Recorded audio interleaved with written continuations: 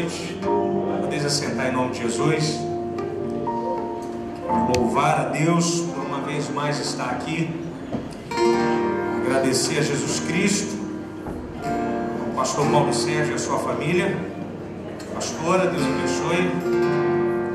A toda a diretoria dessa igreja, a todo o ministério, corpo funcional. Para mim uma bênção estar aqui nessa noite, poder participar dessa semana falando sobre transformação, um tema tão importante do nosso tempo. A gente fala sobre transformação, então fico muito feliz da gente poder uma vez mais compartilhar o Evangelho das Sagradas Escrituras junto com os irmãos. Abra sua Bíblia, por gentileza. Evangelho de João, capítulo de número 9. Vamos ler do verso 1 até o verso de número 12. Evangelho de João, capítulo de número 9.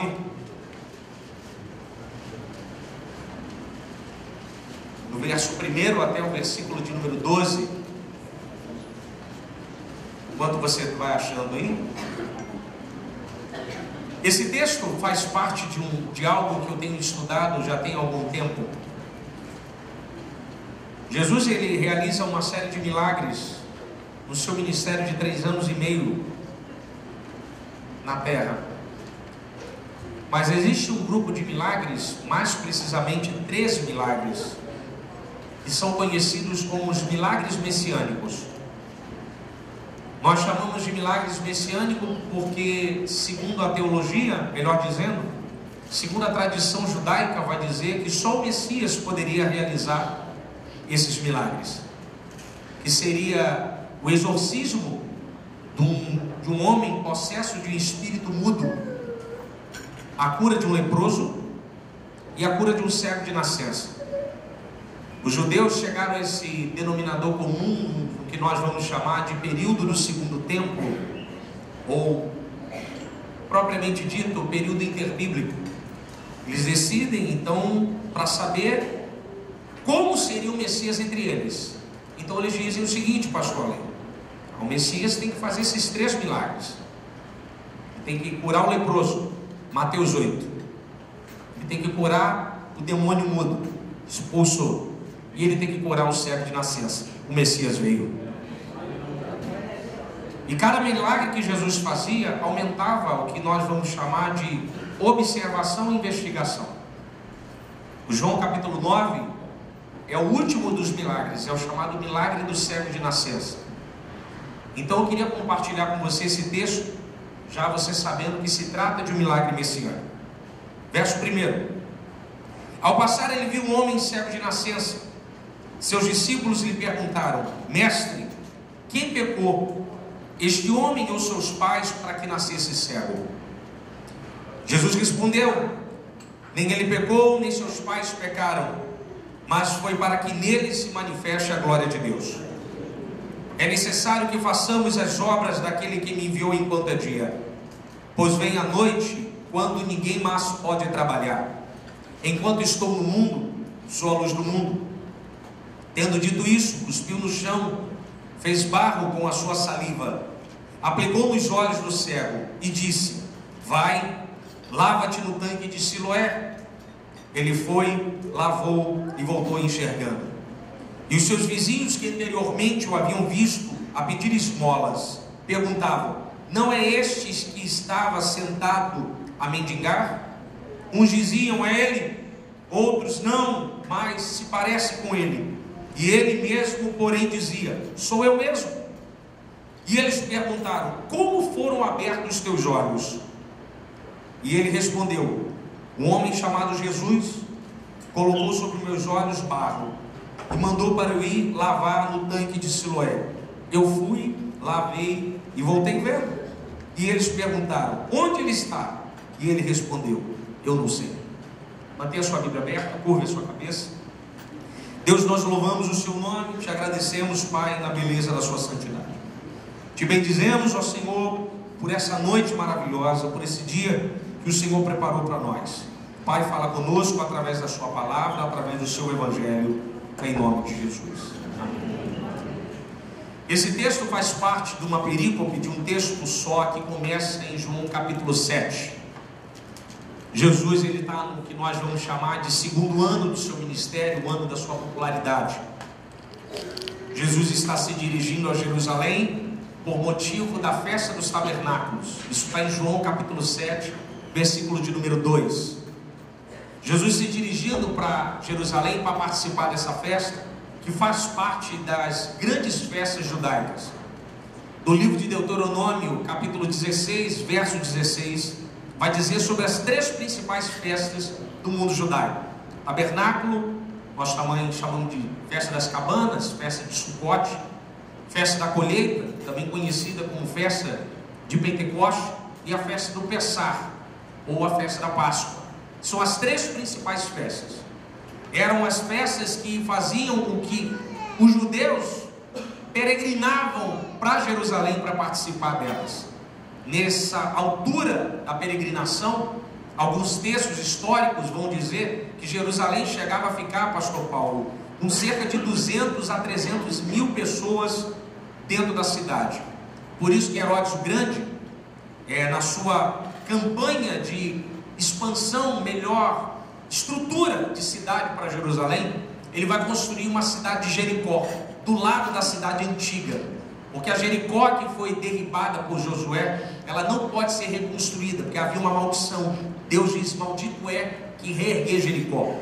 Mas Herodes o Grande constrói uma cidade do lado, para servir como se fosse uma espécie de cidade com pousadas, que pudessem acolher levitas e sacerdotes dentro dela. Só para você ter uma ideia, a Bíblia Arqueológica da Editora Vida diz que naquela época tinha mais de 7 mil sacerdotes no período das festas. Então onde você arruma 7 mil quartos em Jerusalém? Você não tem localidade. Então eles fizeram Jericó. Por isso que Lucas capítulo 10 diz que tinha uma estrada que ligava Jerusalém a Jericó. Lembra a parábola do samaritano? Essa cidade. Lembra o cego que está à beira do caminho em Lucas? O cego Bartimeu, ele está sentado na entrada da cidade de Jericó. Como ele tem defeito, o cego não pode entrar em Jericó, porque ele é uma cidade sacerdotal, só pode entrar gente curada. Então Jesus cura ele fora para entrar com ele curado lá dentro. E na cidade de Jericó só pode morar quem tem grana, né? Só quem tem muita grana na época. Por isso que Zaqueu morava nela, Lucas 19.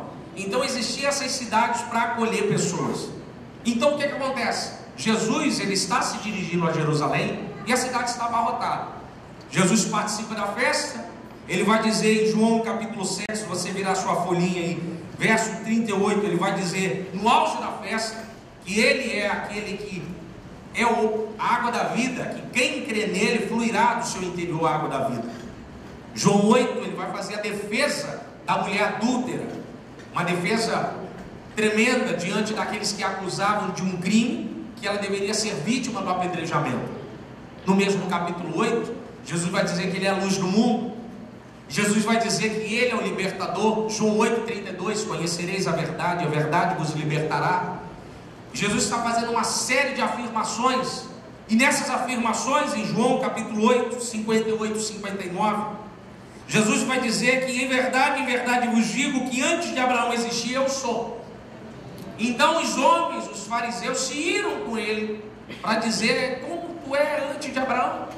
E no verso 59, no capítulo 8, diz: então apanharam as pedras para atirarem nele, mas Jesus se ocultou e saiu do templo. Ou seja, as mesmas pedras que eles pegaram para apedrejar a mulher e largaram, decidiram pegar para agora apedrejar Jesus.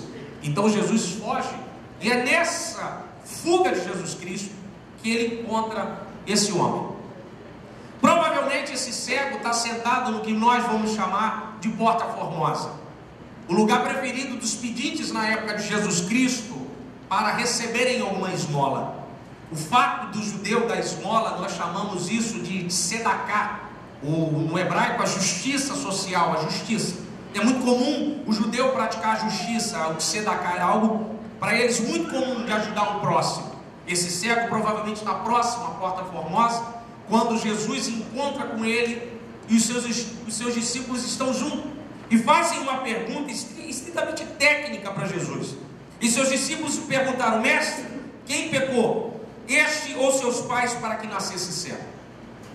Para a gente no mundo ocidental, de um contexto pós-moderno, aqui em São Paulo, é difícil para a gente entender que tipo de pergunta é essa que os discípulos estão fazendo para Jesus. Afinal de contas, o que eles querem saber? No mundo judaico, existia algumas correntes que nós vamos chamar de teodiceia, de justiça. Eles acreditavam que essas correntes, essa justiça, tinham fenômenos, momentos na história. Por exemplo, a primeira grande justiça que a gente vai ver na Bíblia é a justiça de Moisés. É a justiça, se você quiser escrever na sua Bíblia, justiça distributiva. O que é a justiça distributiva? O camarada fez o bem, vai colher o bem. Fez o mal, vai colher o mal. Nós chamamos aqui no mundo ocidental de meritocracia. Você vai receber por aquilo que você faz. Se você não trabalha, você não vai receber nada. Se você falta muito, você vai perder o emprego.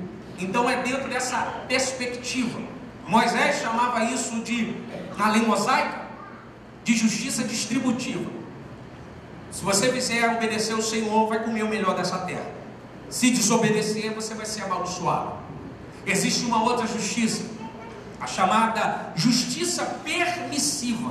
O que é a justiça permissiva? É a justiça de Jó, aonde Jó não faz absolutamente nada para que ele possa ser tocado pelo mal, mas Deus, na sua sapiência, na sua soberania, na sua eternidade, ele vai permitir que Satã toque na vida de Jó e tira uma série de coisas, uma série de acontecimentos, e os amigos de Jó não conseguem compreender o que está acontecendo na vida dele e começam a fazer uma série de interrogatórios para perceber se Jó havia pecado ou não, para saber se tinha alguma coisa relacionada de causa e efeito.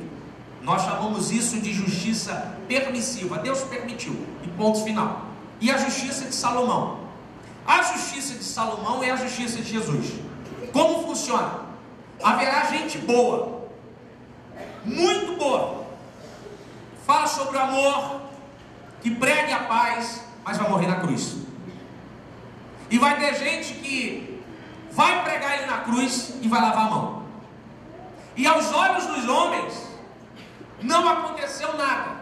A justiça de Salomão funcionava da seguinte forma: que a recompensa do homem não está aqui, mas está na eternidade.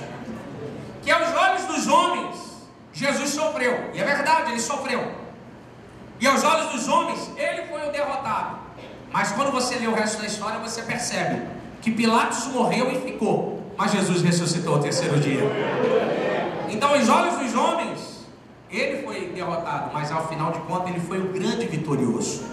Então é essa a chamada justiça de Salomão. E o que os discípulos querem saber? Por que aquele homem estava sofrendo aquele mal? Se era do seu pai, justiça mosaica. Se era algo que ele tinha cometido, olha na sua Bíblia aí para você prestar atenção. Este homem ou seus pais, para que nascesse cego. Como assim este homem para que nascesse cego? Porque na ideia judaica, presta atenção, no Antigo Testamento, um feto poderia pecar dentro do útero. É, isso aí mesmo. Por isso que eles diziam na época, olhando para Jacó e Esaú: há duas nações dentro do teu ventre, e brigam, elas brigam. Eles acreditavam nisso.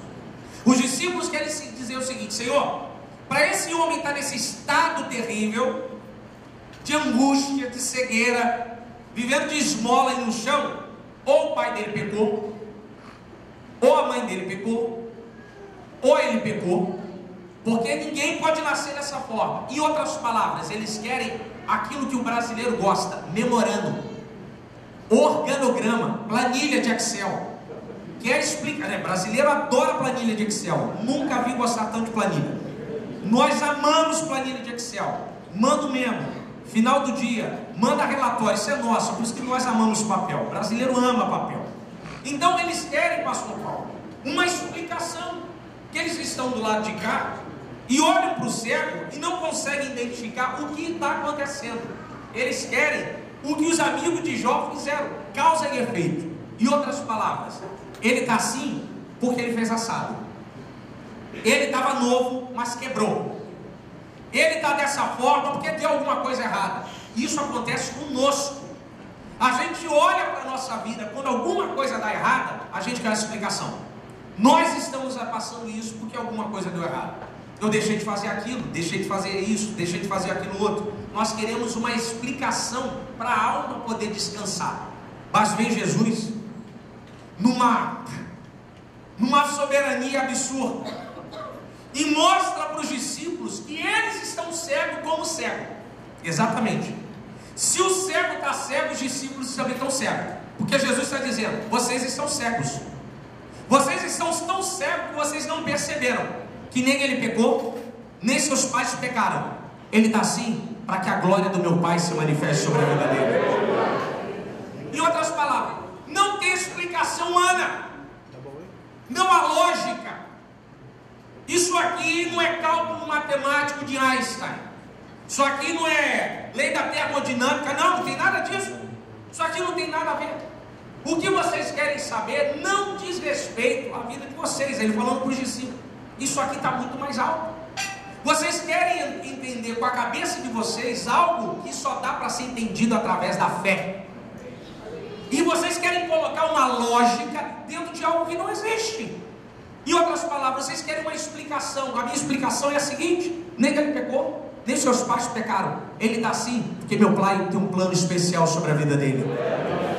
Meu irmão, você quer que explicação? Qual a explicação que você quer? A minha palavra para você essa noite é uma só: nem você pecou, nem seus pais pecaram. Você está passando isso para que a glória de Deus se manifeste sobre a sua vida.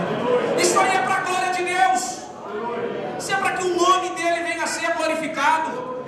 Isso é para você acalmar sua alma nessa semana. A gente fica em intempéries e batalhas com o Espírito Santo, dizendo: não, Senhor, o Senhor tem uma explicação. A explicação é essa: é para a minha glória, aleluia. É para a minha glória. A minha glória vai se manifestar. Ele pegou os discípulos e colocou os discípulos no seu lugar, dizendo: vocês estão cegos, porque vocês estão olhando o homem por fora, mas não conseguem ver o plano do Senhor na eternidade. Ou seja, vocês estão distantes. Meu irmão, enquanto de nós estamos distantes, que olhamos para a vida, de repente, nossa, algumas pessoas estão de fora aqui, o cego é que está sofrendo. Os discípulos estão de fora. Tem gente de fora que questiona o que está acontecendo. Não, você deve ter feito alguma coisa errada. Você deve ter enfurecido Deus. E as pessoas à sua volta estão tentando explicar: não, você é tão santo, você não era para ficar doente, a empresa não podia quebrar, a porta não podia fechar, você é cristão. A minha palavra para você é essa: nem você pecou, nem seus pais pecaram. É para que a glória de Deus se manifeste sobre a sua vida. Isso aí é para a glória. Isso é para que Deus seja glorificado, assim na terra como é no céu. É para que Ele venha a ser exaltado. Então Jesus já coloca os discípulos: não, vocês não entendem nada. Vocês estão muito distantes daquilo a qual o meu Pai do céu preparou. Em outras palavras, pastor Paulo, Jesus está dizendo assim: o nascimento desse homem, o meu Pai estava sustentando. Ele está sentado aqui nessa sarjeta, comendo esmola, vive literalmente comendo da esmola que as pessoas dão, mas ele está vivo, ele está sentado, ele está aqui. Ele não está morto. Sabe por quê? Porque meu Pai tem um plano. Meu Pai está sustentando. Meu irmão, mesmo nessa dificuldade, Deus está te sustentando. Deus está te sustentando. Ele tem um plano. Ele está te segurando a sua mão. Poderia estar pior. Não está, porque a mão do Todo-Poderoso tem um plano para você. A mão do Todo-Poderoso tem um plano. Poderia estar 1000 vezes pior, mas não está. Não está pior. Aí o que Jesus faz, pastor? É necessário que façamos as obras daquele que me enviou enquanto é dia. Pois vem a noite, quando ninguém mais pode trabalhar. Enquanto estou no mundo, sou a luz do mundo. Jesus está dizendo assim, ó: não queira entender, só me obedeça. Aleluia. Jesus, eu sou a luz do mundo. Eu ilumino as coisas e vocês não enxergam. Eu estou aqui do lado desse homem, do lado de vocês, e vocês não enxergam. Se você olhar na sua Bíblia, perceber que Jesus está literalmente dizendo assim: vocês estão tão cegos que vocês não enxergam que eu sou a luz do mundo. Eu estou do lado de vocês e vocês não estão percebendo. Em outras palavras, seria mais ou menos assim: que ao invés deles exaltarem a Deus pelo envio do Yeshua, do Messias, de Jesus Cristo, eles estão questionando uma vida alheia. Em palavras simples, São pessoas que entram numa casa dessa, ao invés de adorarem, questionam: por que está acontecendo isso? Por que o carro foi roubado? Por que aquilo quebrou? Por que fulano está doente? E aqui o culto rolando, Deus derramando a graça, Deus enchendo vidas, Deus batizando no Espírito Santo, o Senhor libertando, Jesus curando, e você está assim.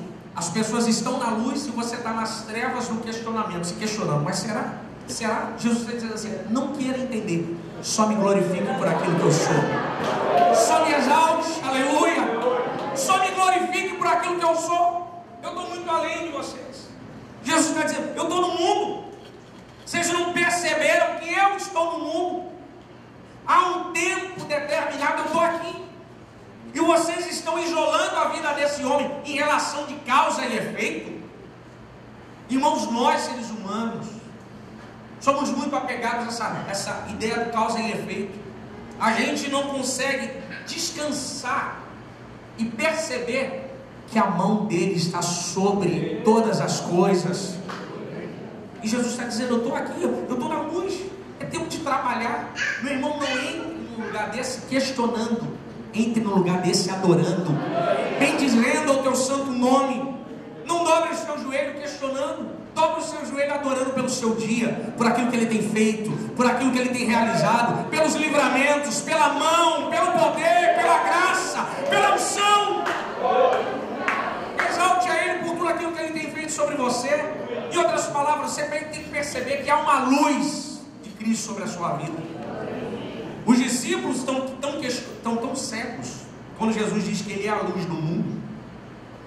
Em Israel haviam grupos religiosos: zelotas, sicários, fariseus, saduceus e essênios. São os grupos religiosos de Israel. Os essênios, eles se consideravam a luz de Deus. Por isso que Lucas 16, verso 8, Jesus vai dizer sobre luz e trevas, que os filhos das trevas são mais prudentes que os filhos da luz. Jesus está fazendo uma crítica, não é cristianismo, ali não existe cristianismo aí. Jesus está fazendo uma crítica aos essênios, que viviam lá no deserto. Eles se consideravam, pastor, a luz. Então eles se afastaram de Israel e viveram lá no deserto, as chamadas grutas de Qumran, lá dos pergaminhos de Qumran, os essênios. Então eles acreditavam que eles eram a luz. Jesus está dizendo o seguinte: eu sou a luz do mundo. Em outras palavras, eu estou aqui não é para ficar escondido, eu estou aqui para manifestar a minha luz no meio das trevas. A ideia de João sobre Jesus é uma das ideias mais fenomenais da Bíblia Sagrada. João, ele vai escrever o Evangelho olhando para Gênesis, porque para João, Jesus é Deus. Então por isso que no capítulo 1 de João, se você ler capítulo 1 de Gênesis e botar capítulo 1 de João, você vai ver que é a mesma coisa. Tem caos, tem bagunça, está tudo destruído, e a palavra vem e conserta tudo. No Gênesis, a palavra, o davar, do hebraico, fala e Deus organiza. Em João é logos. Aqui é o pessoal que, a juventude que gosta de uma filosofia boa. Não estou falando a má filosofia não, estou falando filosofia boa, porque tem a ruim. A filosofia boa diz o quê? Que o logos, pastor, é o agente organizador. É aquilo que organiza. Em outras palavras, João está dizendo: Jesus é o logos, ele veio para organizar o que estava fora do lugar. Ele veio para botar no lugar, aleluia. Ele é o logos. João compara ele a Deus, dizendo: ele é Deus. Por isso que em João não tem genealogia, porque Deus não tem princípio nem fim. Deus é. Ele é o verbo, aleluia, que se fez carne e habitou entre nós. E João pega essa perspectiva, porque a revelação bíblica nós chamamos de revelação progressiva. Olha que coisa, eu não posso deixar de falar isso aqui, que isso é muito bonito. Olha como é que é a ideia da revelação progressiva. Em Abraão, Deus é peregrino. Ele anda de um lugar para o outro, né? Ele vai caminhando. Então ele chama Abraão para caminhar. Ele tem a terra e Abraão não. Eu vou te levar numa terra que eu sei onde é, você não sabe, mas eu não vou para lá primeiro. Primeiro eu vou andar com você até lá. Então eu vou andando junto. Nós somos nômades, mas eu já tenho lugar, você não tem, mas a gente vai andando junto. Então ele chama Abraão de hebreu. A palavra hebreu é ivre, do hebraico, aquele que atravessa, o que caminha.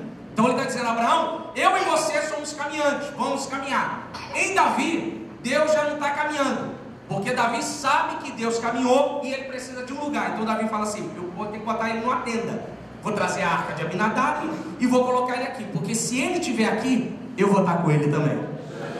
Então Davi sabia que Deus precisava de um lugar. Em Isaías, Deus não está caminhando, Deus não está na tenda, Deus está no alto sublime trono e as suas orlas enchem todo o templo. Olha que coisa linda.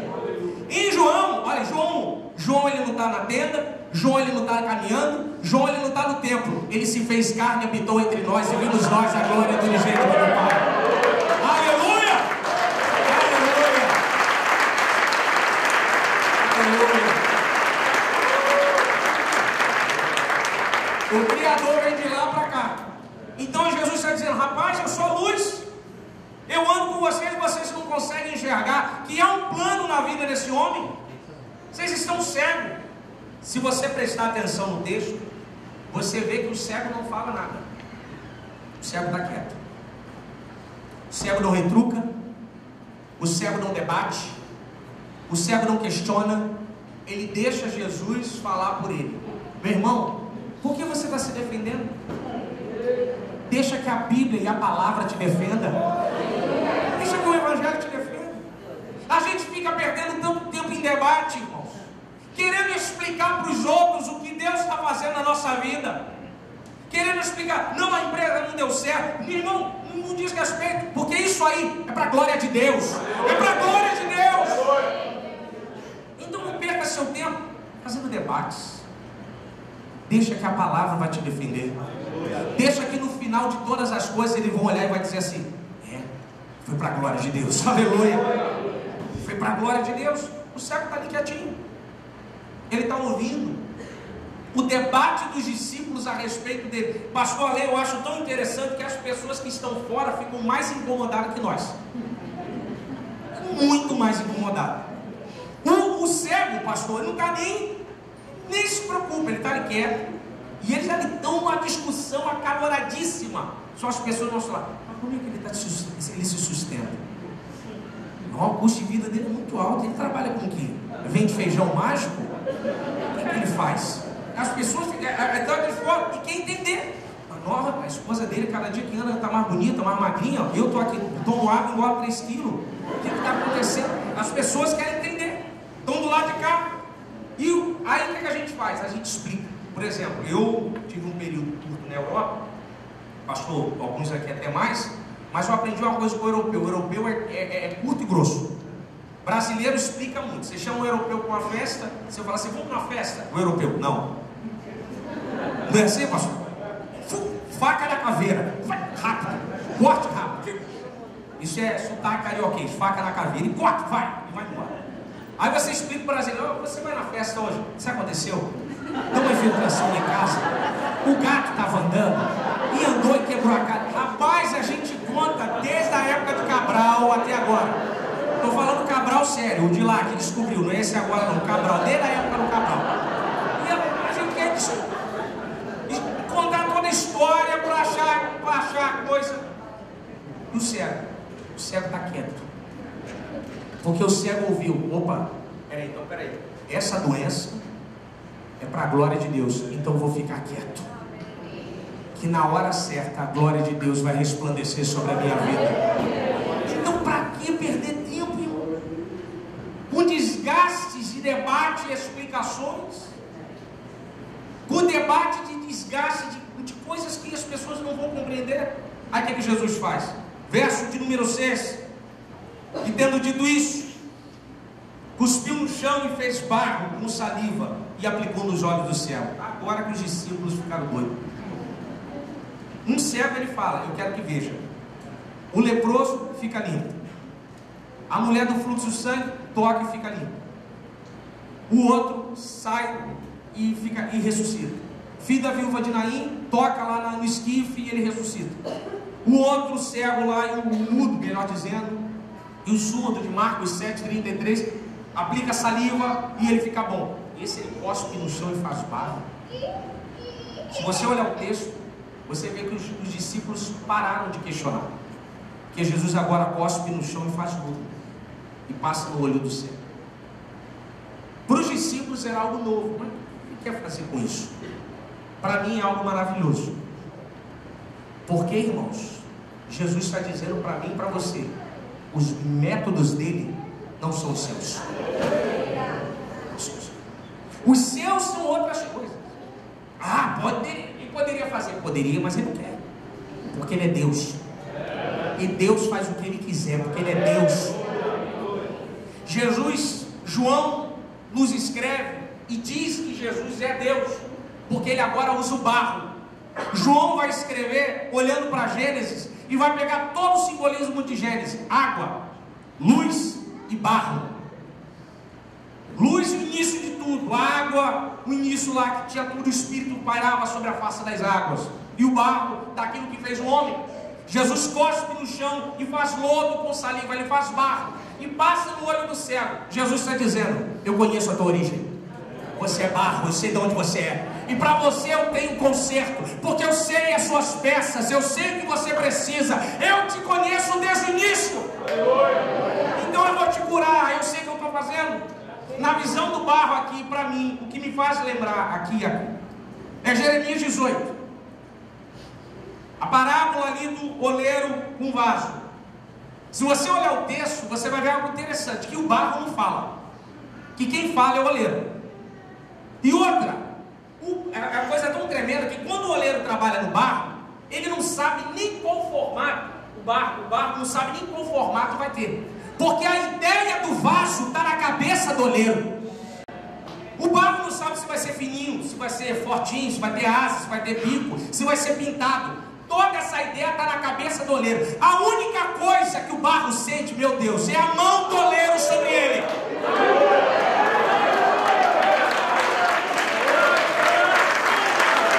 Aleluia! Aleluia!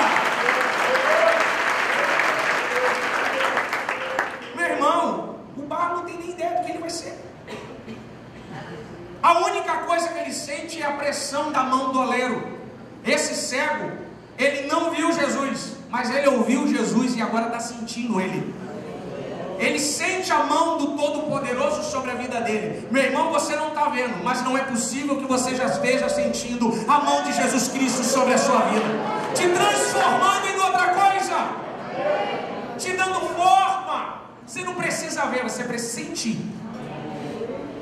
E a maneira como Jesus aperta e passa ali na vista do cego e coloca o barro é algo maravilhoso. Jesus pega algo simples para resolver um problema complexo. É assim que vai acontecer. O seu problema é complexo, Jesus vai usar algo simples para resolver. A saída vai vir da onde você nunca imaginou. A saída vai vir da coisa que você nunca imaginou. Mas Deus vai dizer algo para você: eu conheço a tua origem, aleluia. Eu sei que eu vou fazer, aleluia. Passa ali, nos olhos do céu. E os discípulos estão quietos, estão em silêncio, porque eles estão do lado de fora. O que Jesus está fazendo? São as pessoas que ficam à nossa volta. O que Jesus está fazendo? Olham para a gente e não conseguem compreender o que a mão dele está fazendo. Nós também não compreendemos. Se você perceber, é o único momento do texto que há um silêncio de Jesus. Jesus não fala. Jesus cospe no chão e faz lodo e passa nos olhos. De repente é esse momento que você está vivendo. É o momento do silêncio de Deus sobre a sua vida. Mas eu nunca vi alguém que trabalha, que fale. Porque o trabalhador, quando está falando, ele erra o seu trabalho. Mas Deus não erra. Mas ele precisa ficar em silêncio para ele só dizer e falar para você: está vendo aí? É para minha glória. É para minha glória. Por isso que eu fiz isso aí. Por isso que ele fica em silêncio. Mas a única coisa que você tem que sentir é a mão dele sobre você. É o toque de Jesus Cristo, aleluia. Essa mão toda poderosa. Os discípulos era algo muito. Porque, irmãos, Deus é assim. Ele não pode fazer a mesma coisa que fez na vida do pastor Paulo, na vida de todo mundo. O plano para ele é um, para você é outro, para o pastor Ale é para o outro, para mim é outro, para o Felipe é outro. Para cada um de nós ele tem um plano. Porque ele não é um ídolo, ele é Deus. Ele tem ouvidos e ouve, tem olhos e vê, tem boca e fala, tem mão e apalpa, tem pés e andam, e ele está aqui entre nós derramando a sua glória. Ele é vivo, ele se movimenta. O ídolo é engessado, o ídolo é isolado em um sistema. sistema e local, ele está ali, ele não sai dali. E Deus não, Deus está lá e está aqui, ele está lá e está aqui, ele está na sua casa e está aqui, ele está na tua empresa e está aqui, ele está sobre a minha vida e ele está se movimentando entre nós, ele é vivo, ele fala. Por isso que ele não pode ser engessado. Os discípulos de repente olhavam para ele e diziam assim: mas essa coisa é nova. Mas Jesus é assim, de novidade em novidade de vida. Ele tem sempre a coisa nova. Quando ele faz isso no homem e passa-lhe o barro nos olhos, o texto vai dizer: vai e lava-te no tanque de Siloé. Só que aí, essa aqui é mais difícil de explicar. Como é que você manda um cego com barro no olho e lavar no tanque? Como é que faz isso, pastor? Você já experimentou alguém com óleo vendado? Você falou assim: vai lá na cozinha e faz um bife. Ele não vai conseguir sair da sala. Jesus vira para o cego e fala assim: ó, levanta, vai lá no tanque de Siloé e lava seus olhos. Jesus não manda ninguém com ele. Jesus manda ele levantar e ir, com barro no olho. Por que Jesus faz isso? Por que Jesus nos segura na mão dele e leva ele? Isso aqui é algo maravilhoso que João está querendo passar para nós. Eu quero passar para você nessa noite. Você tem que caminhar por fé e não por vista. Se você caminhar baseado naquilo que você está vendo, não é fé. Fé é caminhar sem ver, mas crendo que no final da caminhada vai ter algo esperando por nós. E toda a bênção é condicional. Em toda a Bíblia vai ter a condicional da bênção. Ó, passar aqui e você vai lá lavar. Se você olhar na Bíblia, Jesus não falou nada que ia curar ele. Jesus só fez lodo e passou o olho. Vai lavar. É claro, ele supôs que aquilo dali seria a cura dele. Aquele homem se levanta e agora vai enfrentar uma Jerusalém cheia por causa da festividade, difícil locomoção. Você acha que Jerusalém facilitou para um cego sujo e cheirando mal? Você acha que o povo abriu o caminho, deu a mão dele: ah, tadinho, vamos levar ele lá no Siloé, no enviado para ele lavar os olhos? Você acha que o povo facilitou para ele? Não. A multidão nunca facilita, mas esse homem se levanta e vai. Esse homem, você acha que ele não ficou incomodado com a areia no seu rosto? Você acha que o fato de Jesus cuspir no chão não incomodou ele? Pela lei da pureza, mas ele estava no chão, pastor. Mas sim, mas é a coisa meio complicada, cuspir e fazer lodo. Você acha que ele incomodou? Ele incomoda. Às vezes é assim, quando a bênção está muito perto, a coisa começa a incomodar. Está incomodando, não se preocupa, porque vai incomodar só por um curto período. No final você vai ver que valeu a pena. É só por um curto período. Incomoda, coça, dá vontade de tirar. Você acha que talvez no meio nele: ah, para que eu vou lavar no tanque? Ele não falou nada que eu ia ficar curado. Ele só mandou ele lavar no tanque. Toda a bênção tem a sua condicional. Josué, Jericó é tua, está na tua mão, mas vai ter que dar 7 voltas. Na última volta vai ter que dar 7. Na última volta das 7 você vai gritar e vai tocar as buzinas, e Jericó cairá. Jericó é tua. Jericó já era dele, mas ele tinha que dar a volta. Naamã, vai lá lavar no rio. Ah, mas você não podia mandar no Farfá? Podia, mas eu quero que você mergulhe no Jordão. Toda bênção tem a sua condicional. Ah, mas pastor, fulano chegou agora na igreja e Deus já está abrindo porta. Claro, ele enfrenta todos os processos de condição. Ele vem chovendo, ele vem ventando, ele vem chuviscando, ele vem doente, ele vem curado, ele vem a pé, vem de bicicleta, vem de carro, vem de carona, vem de ônibus, ele vem. Aí o que Deus faz? Poxa, esse homem enfrenta toda dificuldade e incômodo. É claro que eu vou abrir a porta para ele, eu vou derramar, eu vou usar, vou abençoar a vida dele. É condicional, irmão. Esse homem, Jesus não mandou ninguém com ele. Os discípulos ficam mudos. Para mim que está do lado de cá, Jesus é extremamente difícil. Mas Senhor, por que o Senhor faz isso? Ah, o Senhor me fala. Você tem que andar por fé e não por vista. Andar e olhar quando está tudo bem. Enquanto você olhar e achar saída, Ele nunca vai dar saída. Mas o dia que você olhar e não ver saída, aí você vai enxergar a saída. olha os recursos, a facilidade. Não, vou tirar daqui, vou fazer isso aqui. Não está incômodo, tem que incomodar. É areia no olho, filho. Tem que incomodar, filho. Tem que rolar igual o bife na cama, ficar de um lado para o outro. Rapaz, mas como é que vai ser isso aí? E Deus está lá, ó, fica tranquilo, porque hoje você chora, mas amanhã vai ter alegria sobre a sua vida. Vai ter alegria, aleluia.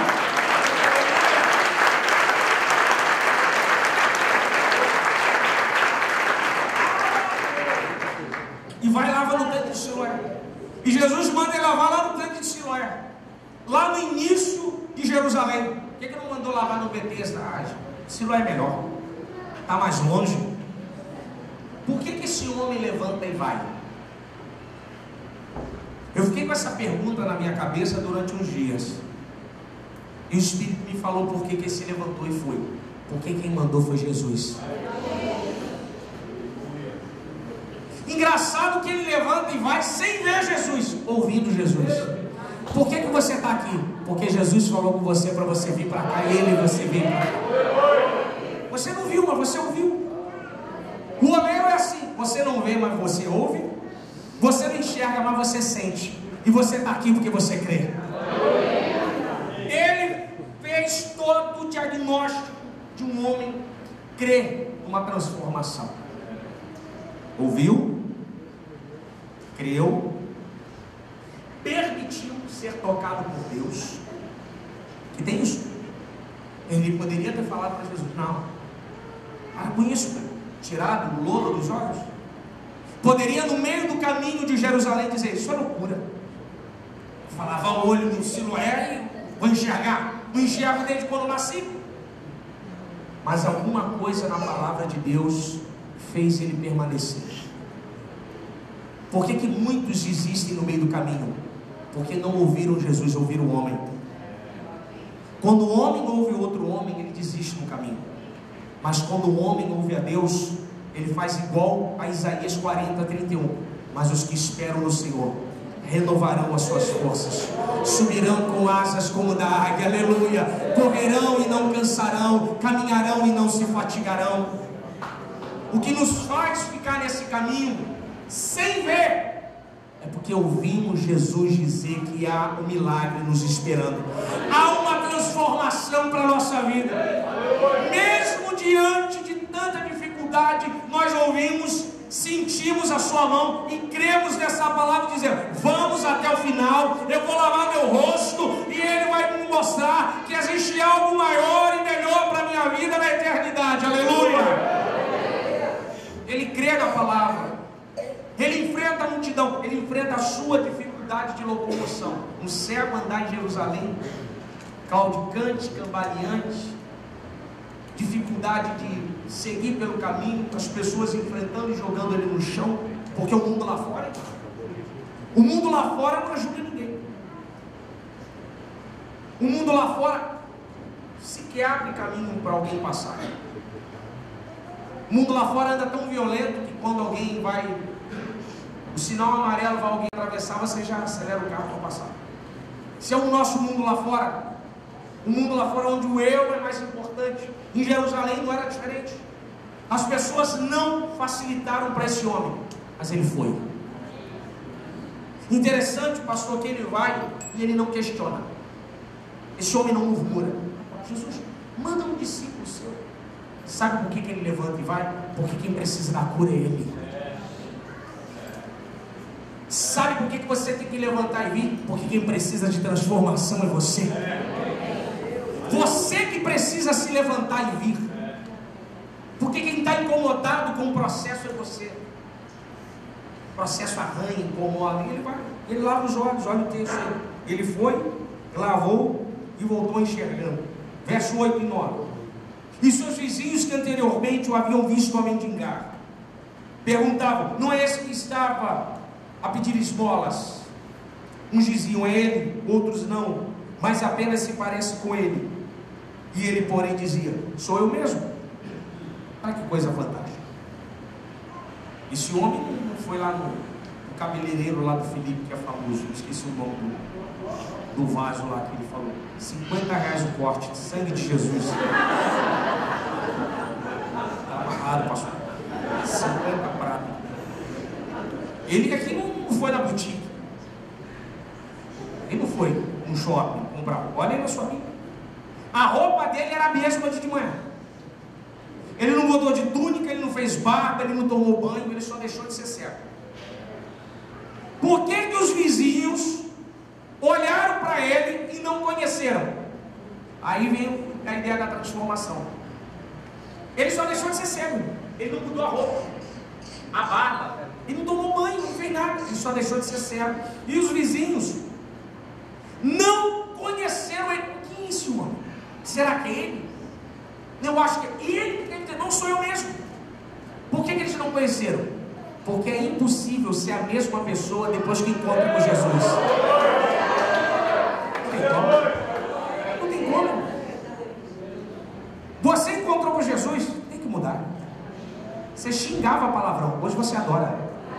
Você era 171, hoje você é uma pessoa séria. Você traía, hoje você não trai mais.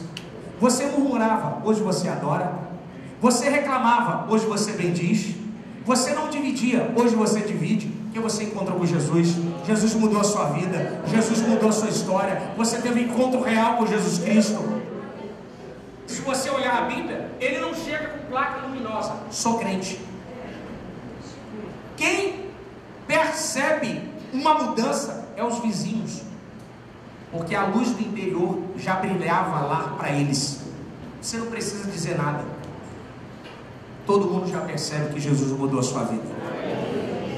A transformação é tão tremenda que os homens começam a associar o passado ao presente.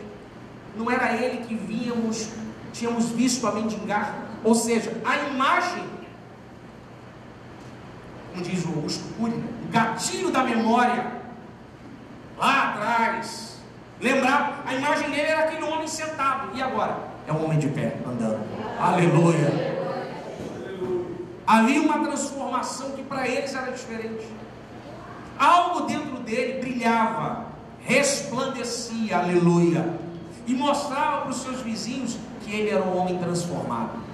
Meu irmão, você não precisa falar, basta andar e todo mundo vai ver que você foi transformado pelo Espírito Santo. A maior transformação é essa. Não é botar adesivo no carro a serviço de Rei Jesus, andar com a mesma igreja, Bíblia na mão. Não, irmãos.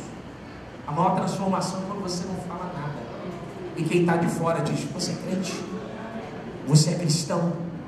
Porque o cristão é diferente do apertar de mão um bom dia. O olhar do cristão é diferente. As pessoas olham o nosso mundo e dizem: ah, está tudo destruído. E você: não, Deus está no controle, Deus está reinando, Deus está reinando, aleluia. O cristão, ele tem um outro tipo, uma maneira diferente de andar. Interessante que os vizinhos associam logo ao passado. Não é você que estava sentado a pedir esmola?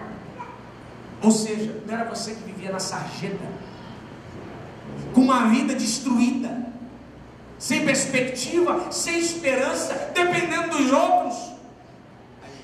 Vivia. Eu encontrei com Jesus. Não vivo na sarjeta, não dependo de esmola. Agora eu ando, agora eu trabalho. Ao contrário, agora eu que ajudo o outro que estava caído a ficar de pé, e encontrar o mesmo Jesus que fez isso na minha vida. Ele ajuda os outros a transformar. Aleluia, aleluia.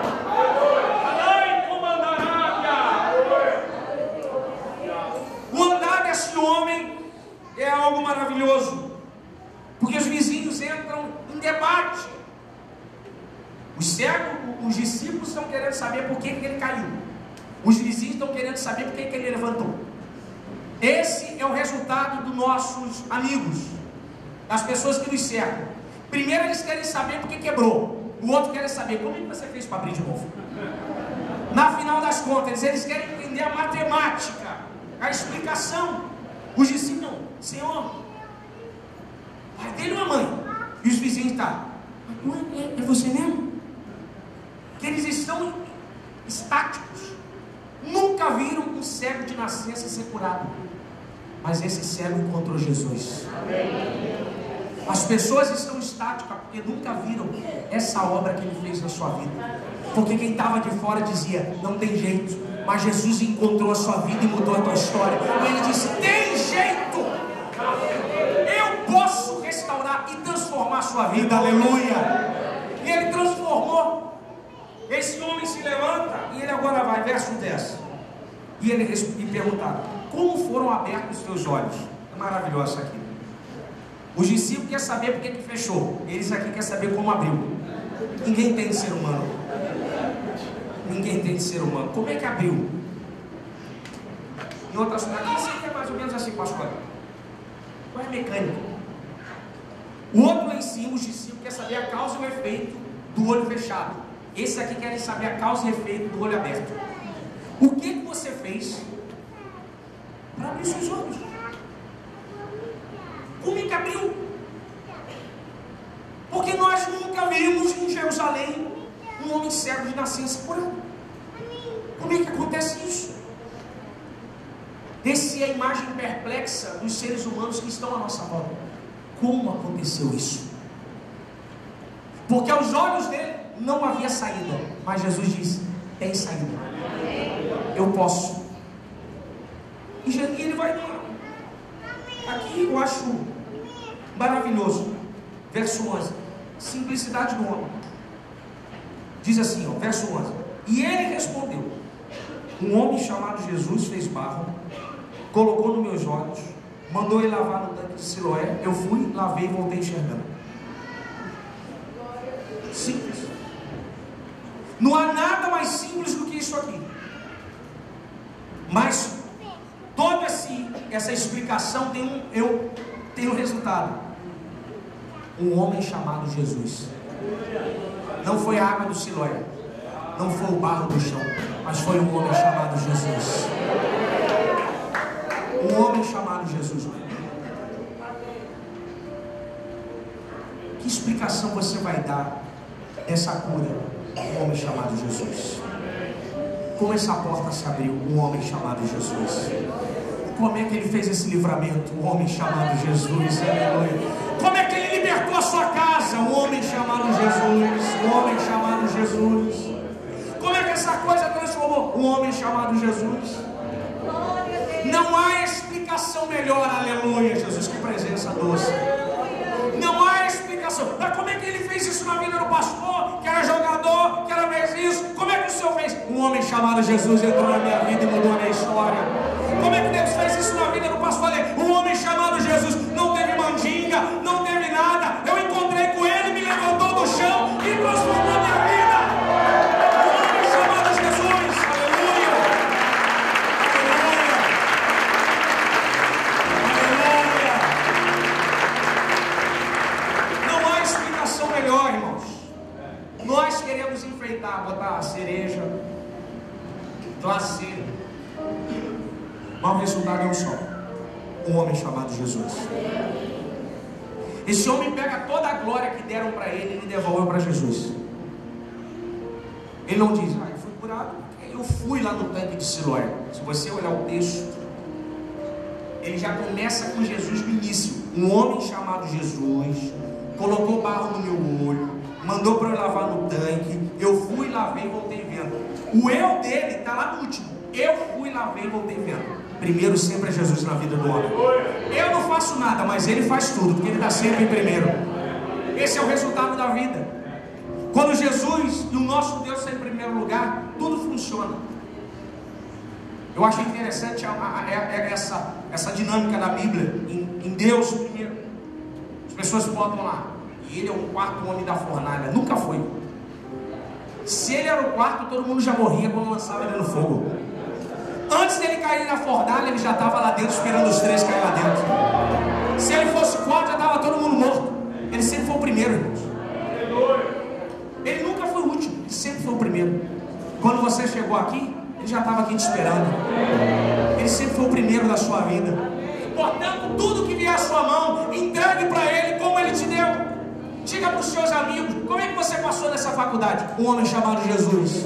Como é que você abriu essa empresa? Um homem chamado Jesus. Como é que seu filho foi para fora? Um homem chamado Jesus. Como é que esse câncer saiu? Um homem chamado Jesus. Como é que ele está operando? Um homem chamado Jesus. Só ele faz isso. Só ele. Só ele. Aleluia.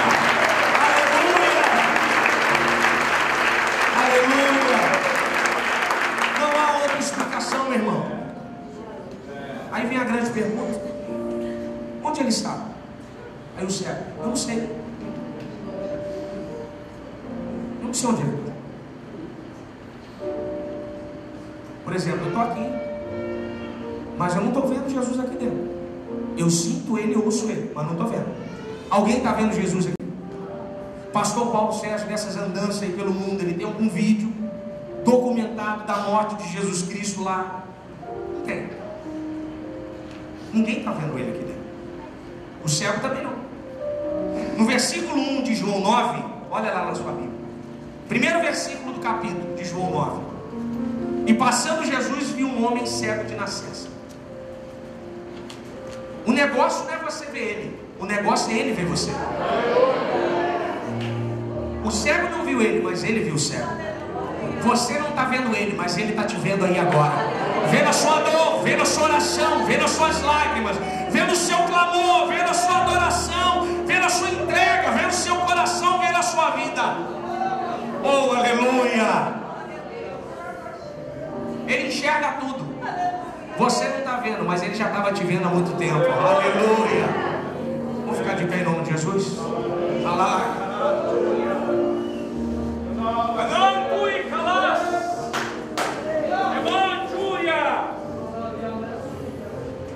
O homem chamado Jesus, meu.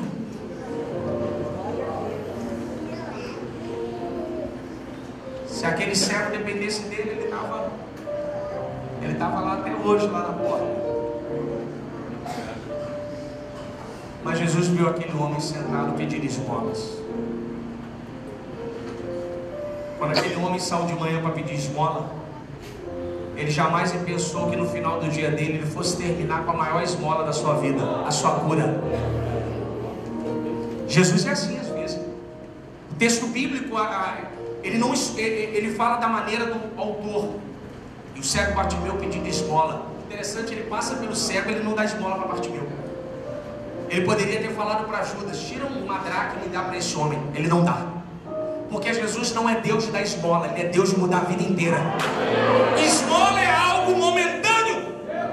Você resolve e acabou. Jesus não te trouxe aqui para te dar esmola. Ele te trouxe para transformar a tua vida, transformar a sua casa, transformar o seu ser, transformar você. Por isso que Ele manda ele lavar os olhos e lavar no tanque. Ele estava a mendigar. Jesus não deu esmola para ele. Mudou a vida dele. Por que muitos homens entram e saem aqui na igreja com a mesma vida? Porque entram aqui pedindo esmola. Dá um empreguinho. Abre uma porta aí, Deus. Ai, Deus, rapaz, eu tenho muito mais para te dar.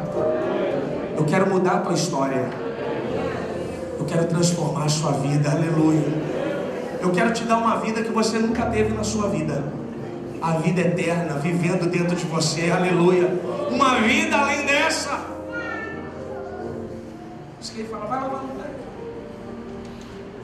Você, quando saiu de manhã, nem sabia que ia me encontrar, mas eu já sabia que você estava aqui.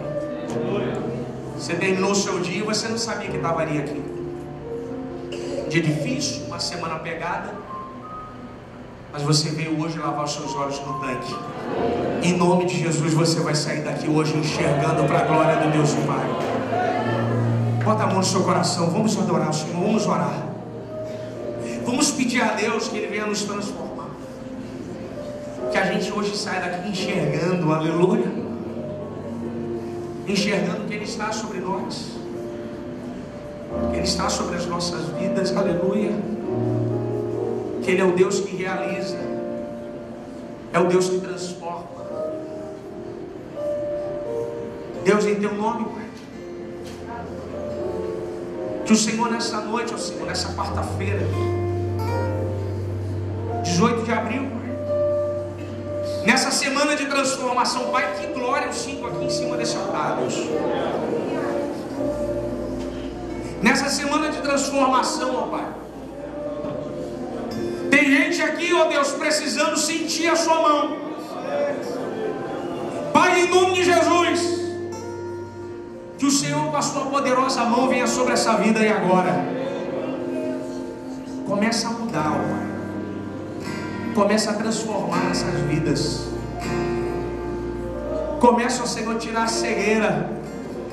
Começa a mostrar para os seus filhos que há uma saída para eles. Que Senhor está sobre a vida deles. Pai, em nome de Jesus, eu profetizo sobre a vida que estão aqui nessa noite, que eles vão voltar para casa e as pessoas da casa dele vão dizer: o que aconteceu? E ele vai dizer: um homem chamado Jesus me encontrou. Rebandarai, Xuia, Sebantui, Recalai, Cabandarras,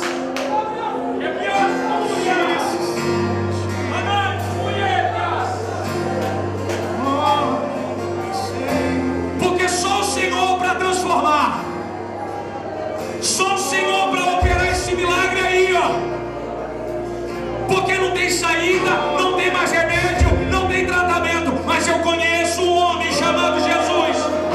Eu conheço um homem chamado Jesus, que transforma cego em cego e agora pessoas que veem. Opera um milagre sobre nós. Opera um milagre sobre essas vidas. Transforma essas vidas que estão aqui, ó Pai, que não tinham esperança, mas passaram a ter esperança. Tira vidas aqui dessa noite, ó Pai, sem perspectiva, porque o Senhor é o Deus do barro.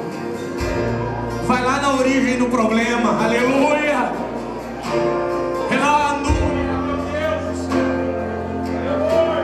Que o Senhor opere sobre nós, que o Senhor opere sobre vidas que estão aqui. Deus vai ter vidas aqui dentro que não vão ser mais as mesmas depois de hoje. Só que não é jargão de pregador, Deus. Só que é a palavra de um profeta para essa igreja.